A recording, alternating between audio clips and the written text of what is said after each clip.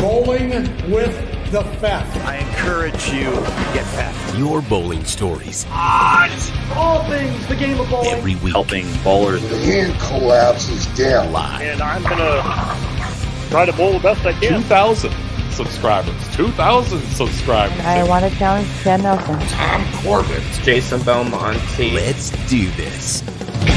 This is Bowling with the Pfaff. Well, good afternoon, everyone, from Mounds View, Minnesota. We are live at the Mermaid here this afternoon. Andrew Pfeffer here with Bowling with the Pfaff, the show that, as I hope you know by now, is the opportunity to tell your bowling story live on our YouTube channel. A big thank you, first of all, to the staff here at the Mermaid and to the folks at Triple Shift Entertainment for getting me hooked up with a solid internet connection and the space to do this. So it was a little bit of an effort, but I'm glad they were able to help out. The hospitality's been great. Again, Mermaid is a 32-lane center in the northern suburbs of St. Paul, Minnesota. And while I'm on the role of thanking people, I can't forget to thank my sponsor, Chip Magnet Salsa.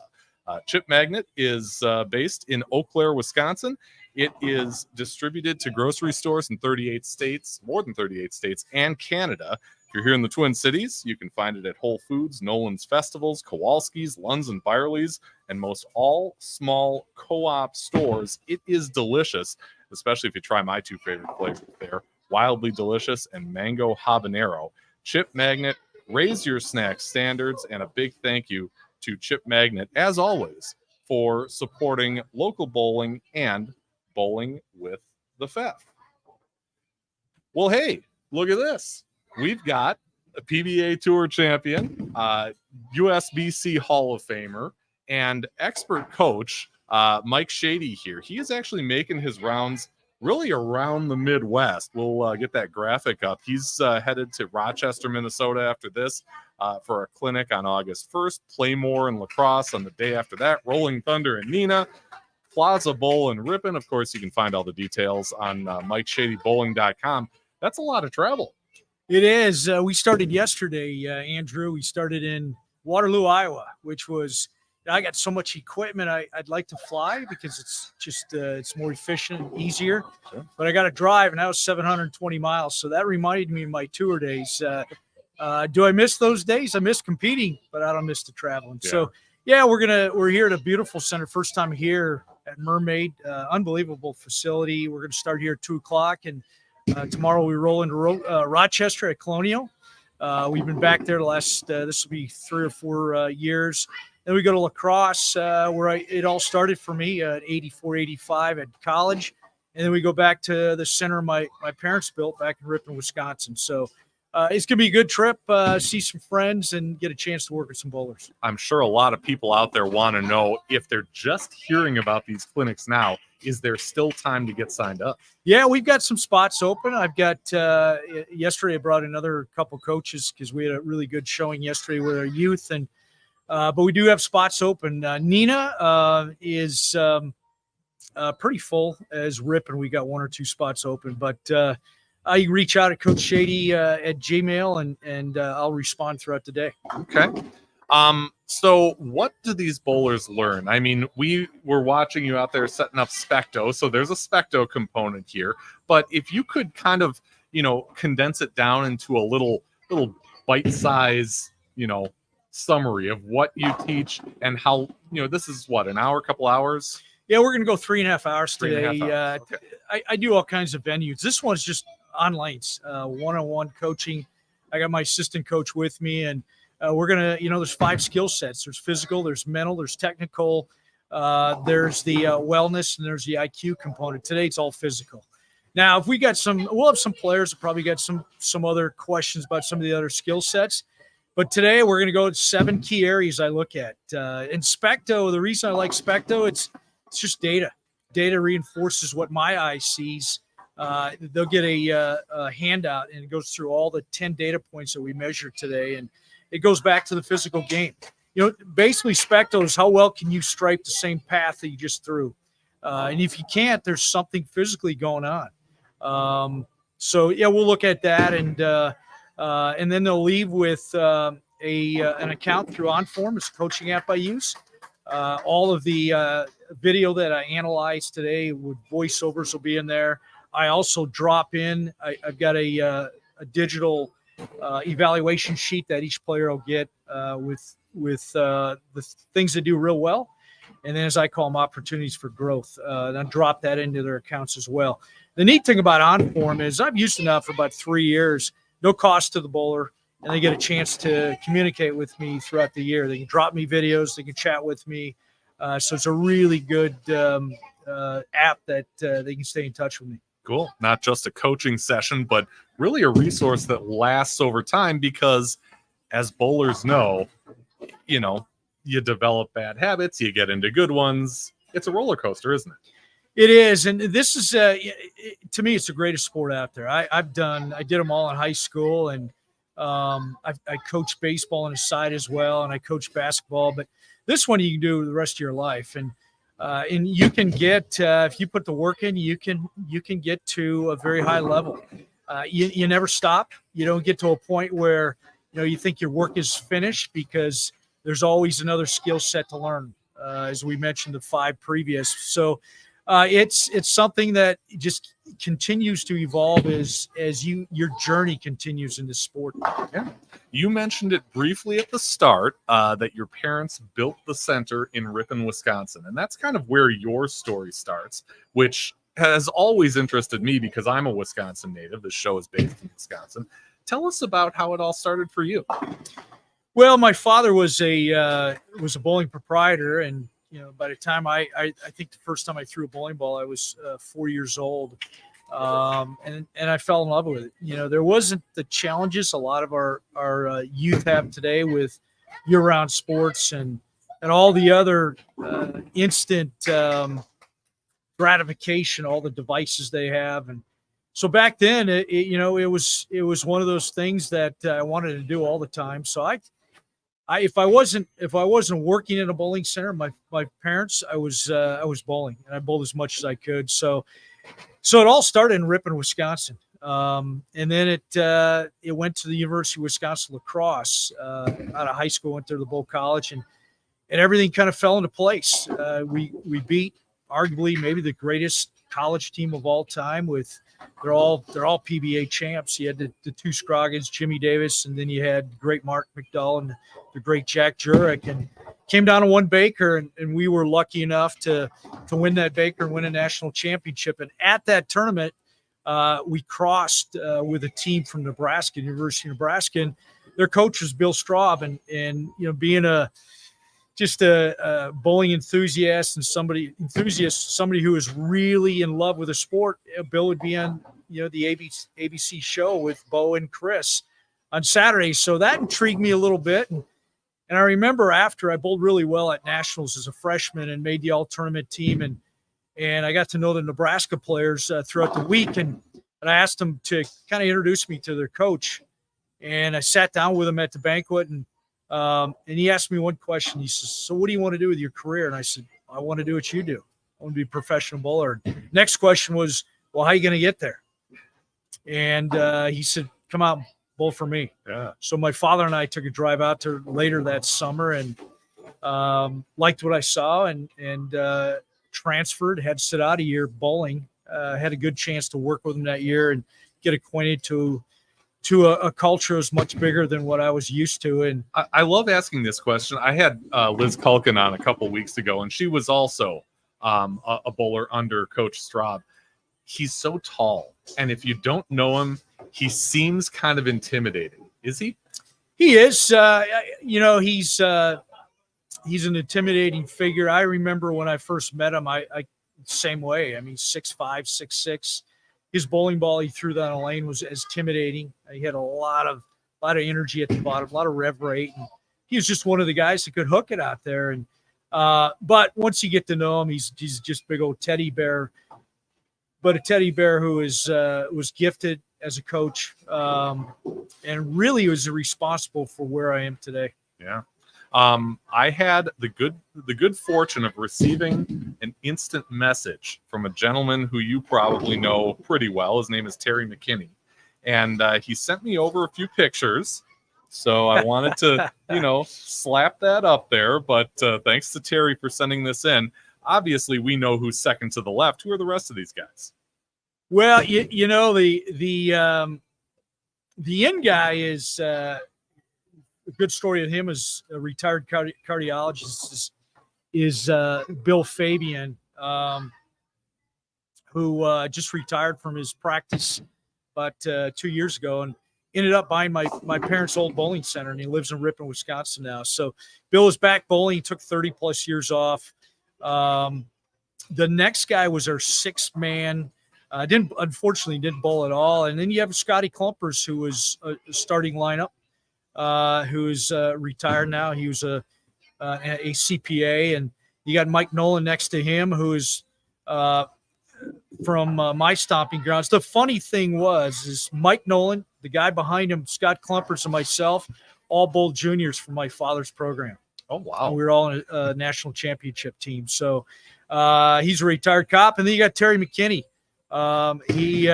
He helps me out in my camps. Great player.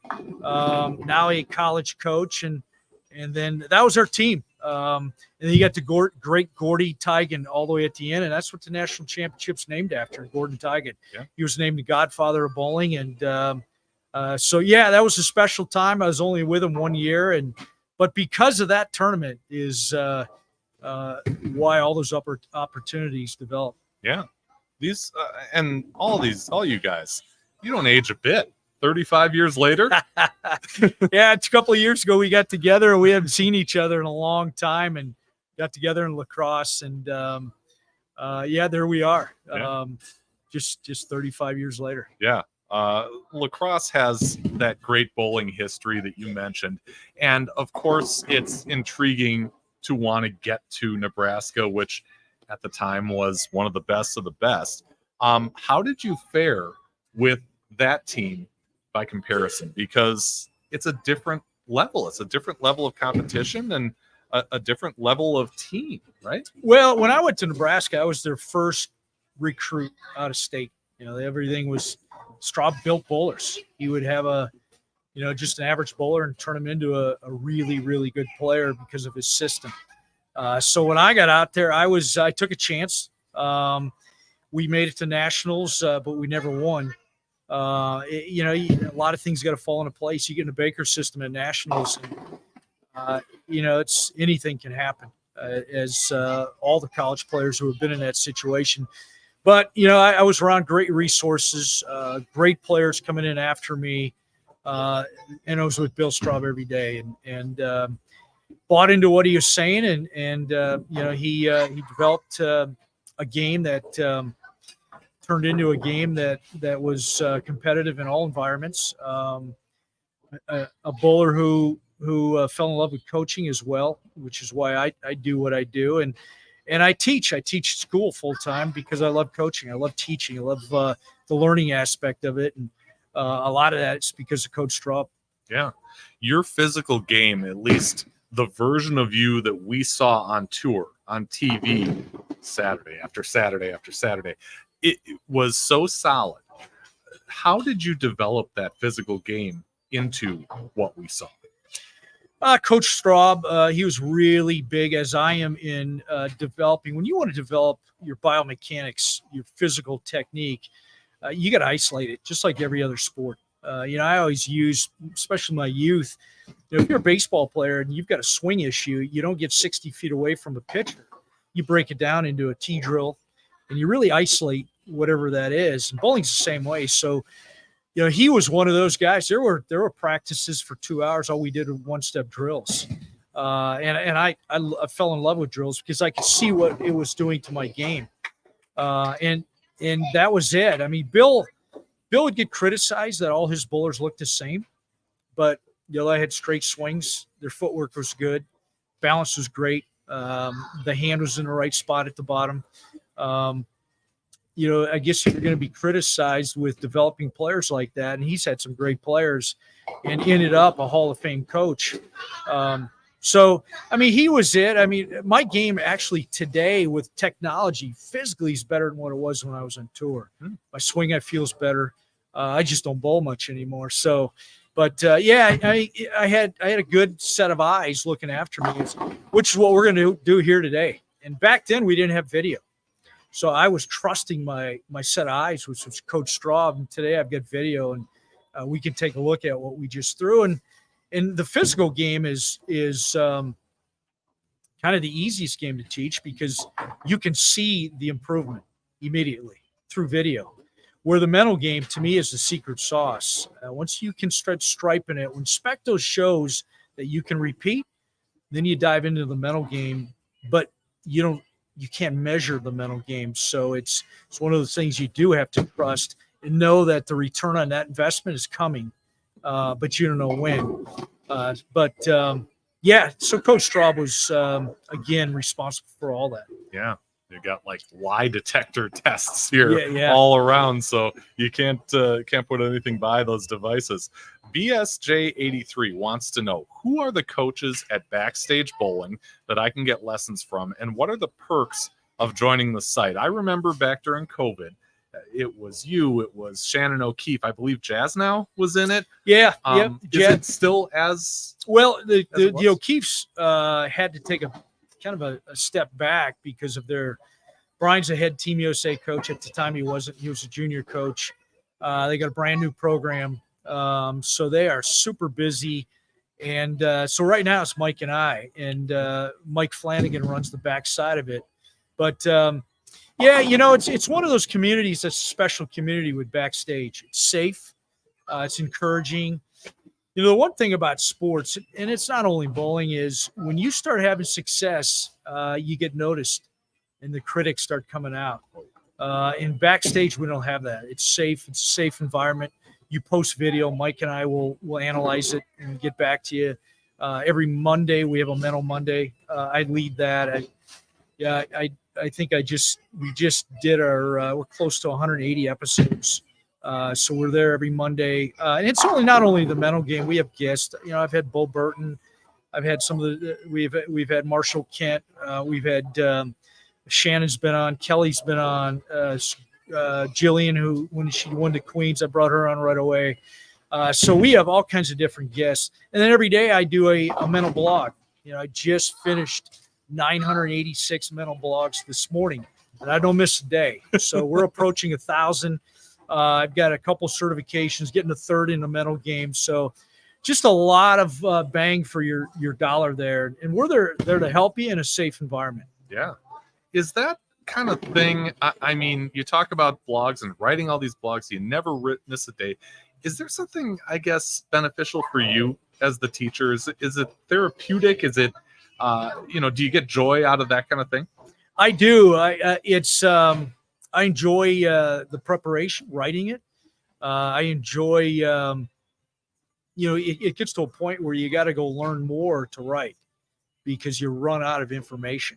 Yeah. I'm in a really intense certification program right now through Dr. Patrick Cohn, who works at, he's got Olympic athletes right now competing that he works with for another certification because I really want to get heavy into mental game conditioning and coaching for our players for bowling. I've done a baseball program in high school. I've been their mental performance coach for 8 years, and that is the hardest sport mentally in the world because it's a game of failure. The guy who invented it was crazy, saying that you can fail 7 out of 10 times and still be considered great. So, I get a lot out of it. It is therapeutic. I enjoy writing, enjoy learning, and then sharing it with our community and Backstage. Sure. I'm guessing a lot of those guys from that picture at UWL and the guys you bowled with at Nebraska all wanted what you ended up with, and that is a life on tour. Tell me about, kind of going out there, making that first step. How was it for you? Who did you room with? All that good stuff. Yeah, I had a great roommate out of Omaha, Nebraska, Rich Abood, and that is so important to have somebody that you trust out there, and somebody you can develop a friendship with, and somebody who, because the tour life is hard. When it's you're bowling well, it's great, but adversity is going to happen. It doesn't matter how great you are, you will you'll get into slumps out there. You're going to miss checks.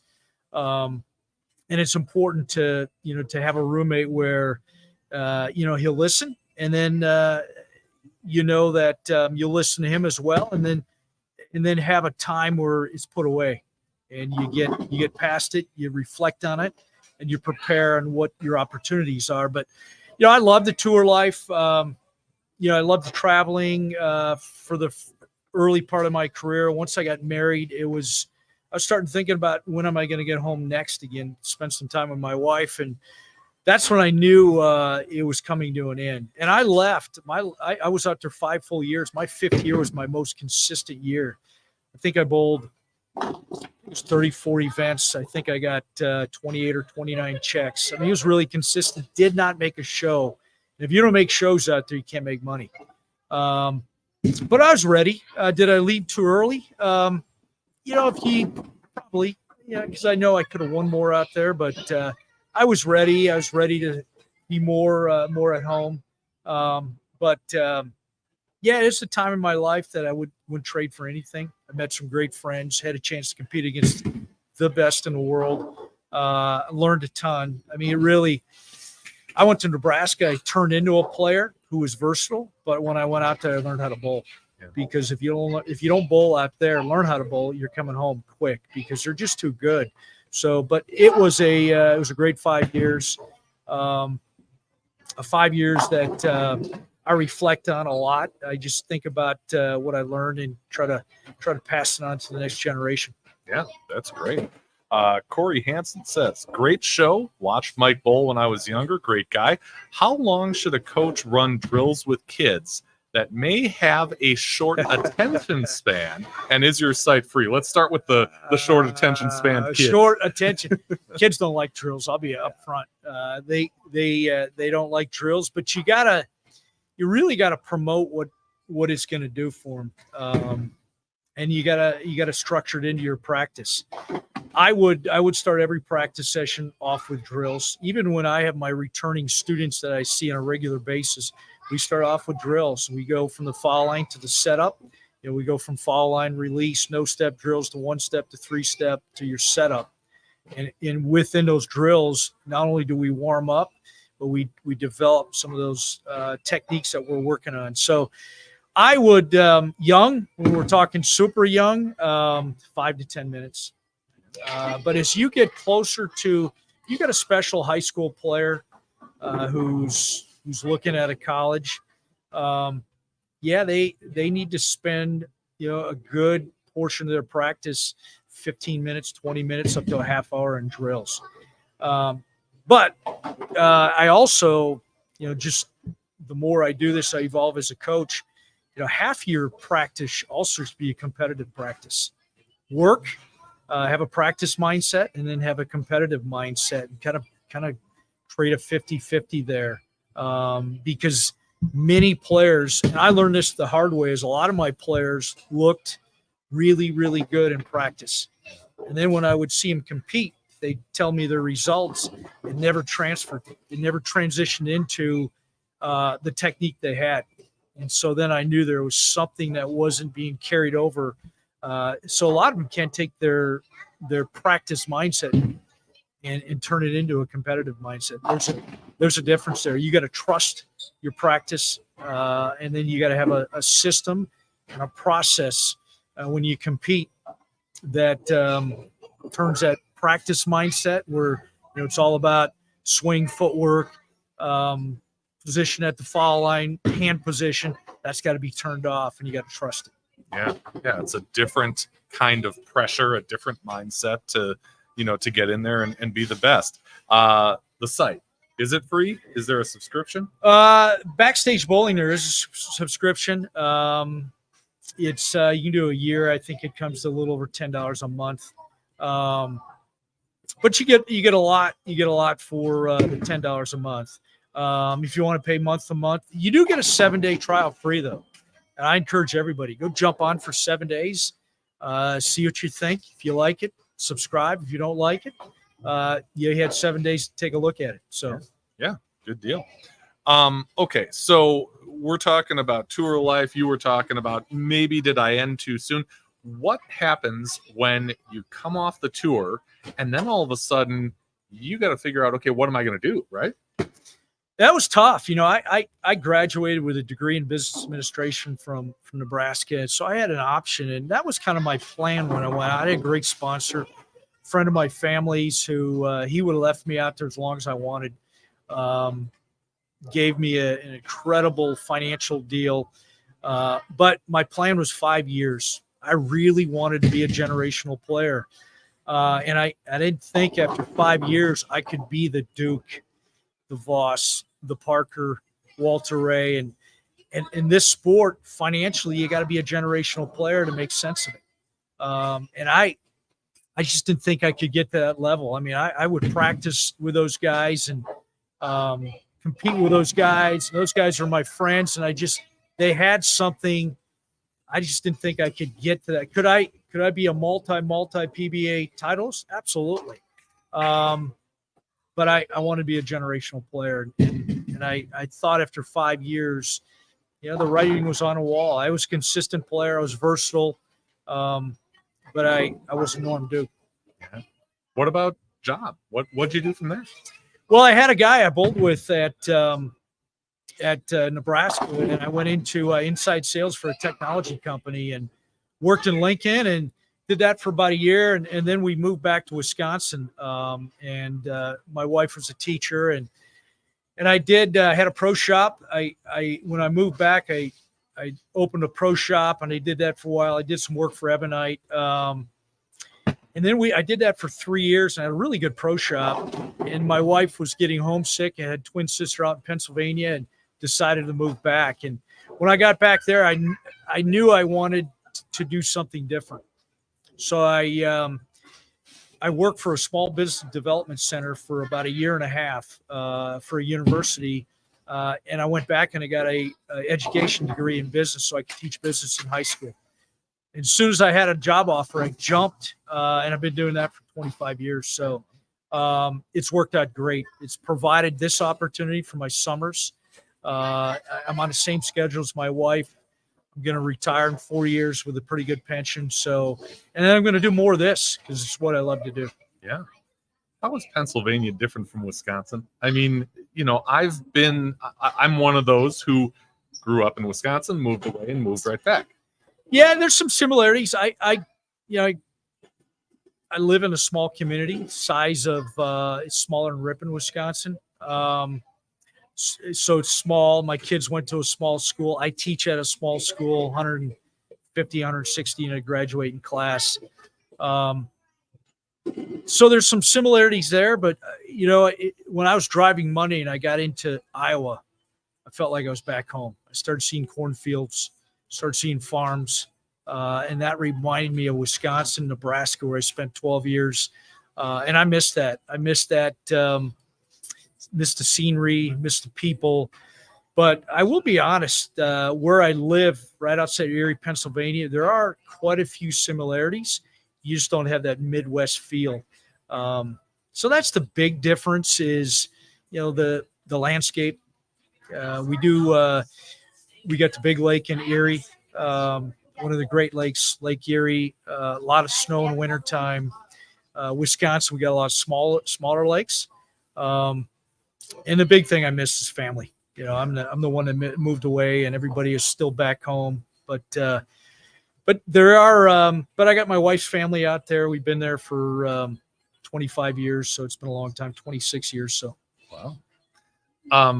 Did the teaching come before the coaching? Did the coaching come before the teaching? I mean, there are a lot of pros, former pros that coach like you do, but everybody seems to get into it a little differently. Was that something you always wanted to do? No, I never really wanted to teach. It was never on my radar. I had a grandmother who taught 48 years, long time, retired as a teacher. But I loved to coach. And when I knew I was done with the traveling aspect, and I wanted to get more into a career that had more balance to it instead of all bowling. My wife was a teacher, and I was like, you know what? I'm going to go shadow some high school teachers in business. I did that, and I still wasn't sure. And I thought, I'm going to go to school because I was at a college and they were paying for it. So it was just time and effort. It wasn't any really money. And then more I got into it, the learning process is learning, whether it's coaching, teaching business in front of a bunch of high school kids, you're always learning. And then I started it and thought, this is a pretty good profession. It's similar to coaching. You're changing lives of youth. You're teaching them that they're going to use the rest of their life, and been doing it year in and year out, and I still enjoy it. It's 25 years, so it'll be 26 this upcoming August. So That's awesome. One of the names that I forgot to mention from Backstage Bowling was Matt Farber, who we worked kind of in concert with to arrange this whole thing. So I had to ask him about your coaching because he's been near it, unlike most others. He told me that I think one of the many things that makes him a great coach is his ability to recognize each bowler individually and give them things to improve based on their unique style. He said he isn't a cookie cutter approach type of coach and is able to recognize that what may work for some bowlers won't work for others. I would think that that's something that most coaches strive to be, but is that something that you had to work with? Or work on, I should say, or did that come to you right away? No, it's something I had to evolve into. I mean, there's 7 areas I look at. When I first started, there was specific areas I was looking for in every bowler, and at the time I didn't think it was a weakness, but as I evolved as a coach, I knew that everybody does this thing a little bit different, and just like in all sports. Now there's some certain areas that I believe. I have a timing mechanism, whether you're one or two-handed. I believe it's the same for everybody. And it's not on the front end; it's on the back end. There's some spots with your hand. I believe you got to be, but I'm not a cookie cutter. And my boy Matt will be Coach Matt will be with me this weekend. He's coming in to coach my last 2 camps with us. And he was one of the founding fathers of Backstage as well. But again, life got busy with him, and he's doing great things with Strike Force today, and looking forward to him. And you talk about a great coach. Matt's got a great eye, physically, mentally, knows all the skill sets. That was kind of Matt to say, but it was something I had to grow even as this. I remember going over to Naples, Italy, and watching Belmonte and Ascu, 2 decades ago when they were young. Mike Quitter from Ebonite, who's retired now, asked me if I'd want to go to Naples and do a tournament or a job with him for Ebonite. They were sponsoring it. And he said, there's these 2 bowlers are two-handers. So I was intrigued, went over and watched them. And that's where I'll study. I knew it. I didn't think it was going to be the paradigm shift we've seen. I knew it would be part of the game, but I didn't think it would be the prevalence we see today in the youth. But it's two-handers aren't cookie cutters. They all do it differently. Some are synced up in the front. Some have more shape in the push away in the front. Some have more tilt with their upper body. Some are more upright. Some are longer. Some are shorter when it comes to length of the approach. So you gotta know that as well. And I keep learning. The day I think I know it all, the day I'm gonna do a podcast like you. So, I'd listen. I mean, I'd listen religiously.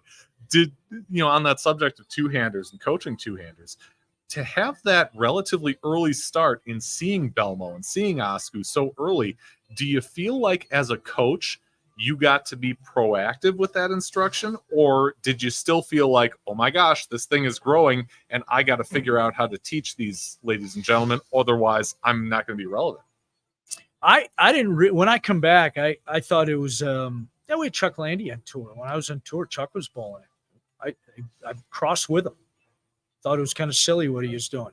I liked what I saw going down the lane because of with his hand so far wrapped underneath the bowling ball.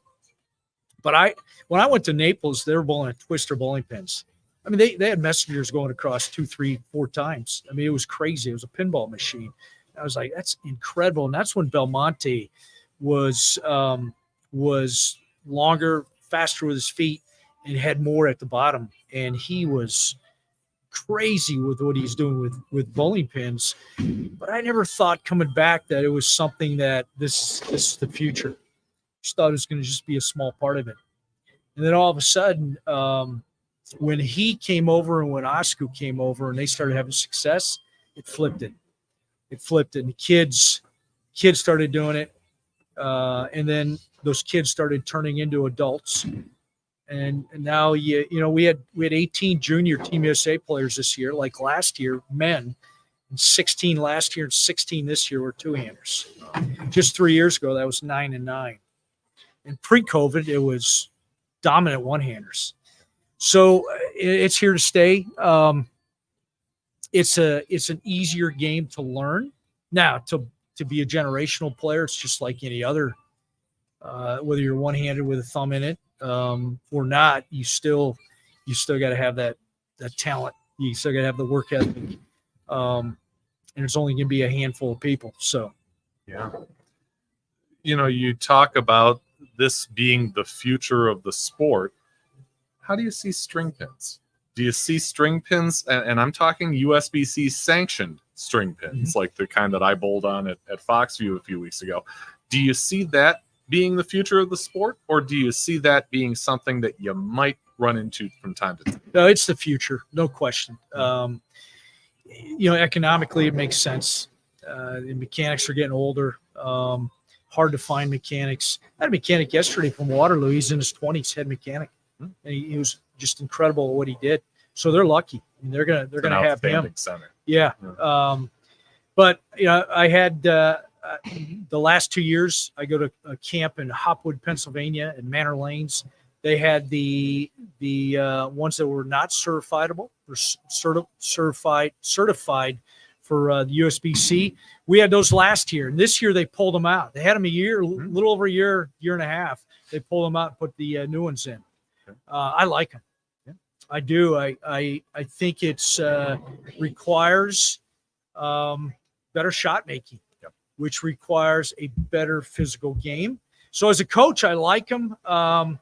And with the longer strings, the ones that are certified, they're more forgiving than the old ones. But are they here? Are they coming? Absolutely. They're coming. I remember when I was on tour, we had 1 or 2 centers that had synthetic lanes. Everything was wood. Yeah. There's no wood around at all anymore. None. In 20 years, it's going to be all strings. Now you'll see a free fall, but and parts are getting harder. So yeah, they're coming, and they're coming fast. Okay. One of the things I wanted to ask you was, you've got Ebonite on your shirt. You were talking about an Ebonite sponsored event that you went to in Italy. If I remember correctly, you were throwing Ebonite back on tour, right? That's correct. Why the loyalty? There's so many other brands out there. Ebonite has gone through ownership changes. They're now part of the 7 brands of Brunswick. Why do you stick with them? Yeah, it's kind of guy I am. Loyal guy. We 2 other guys signed with me the exact same day. Bill Supper signed us, Dave Watkin, Jason Couch. It was us 3, and we've been with them ever since. I just could I have went with another company? Sure. But you know what? They provided an opportunity when I was on tour, really an unproven commodity. I mean, it was hard to get a ball contract back in the early 90s. I was a national staff member, and Bill Supper treated me, Bill Scheid and Mike Quitter. And so and we've been sold since, Brunswick. And, but I'm going to be with Ebonite. I'll be at Ebonite a long time, and been loyal to them, and it's just kind of what my fiber is. And just kind of how one of my characteristics. Yeah. I know you've got to go here in a minute. I want to get one more question at you, but I got to throw up this video first. Let's go off the sheet. Challenge a bowler to appear on a future episode. I would like to challenge Will Madison. I would say Diana Zavulova. The better Russo, Lauren Russo. We're looking for anyone who has a passion for the sport and a unique story to tell. I know you couldn't hear that because I've kind of hogging up the earbuds here. But off the sheet on this show is where I ask you to challenge somebody. It can be a bowler of any skill level to appear on a future episode. And that way I don't have to go after Matt Farber for my interview guests every week. So Mike Shady, I know I'm kind of putting you on the spot here because I didn't get a chance to mention that before, but if you could think of a name, who would you recommend? Who would you challenge to appear on a future episode of Bowling with the Fed? Have you had Kelly on yet, Kulik? I have not. She has come on post one of the PWBA events that she had made a cut for. She interviewed with me for maybe 10 minutes, but we haven't done a full-blown live show. She would be a good one. Andy Dirks, one of the Team USA coaches I coach with, would be a good one. A guy with a lot of personality would be my brother-in-law, Michael Machuga. He'd be a good one. He's not only one of the better, I call him the best physical player of all time, him and David Ozio, but he's a great coach, got a great program in Mercier's College in Erie, Pennsylvania, college program, who just went D1 this year. So he would be somebody I'd challenge as well. I love this, going off the sheet with 3 strikes, just like the best to do it. So we got Kelly, Andy, and Mike, who I'm going to need to demonstrate the flop if he comes on.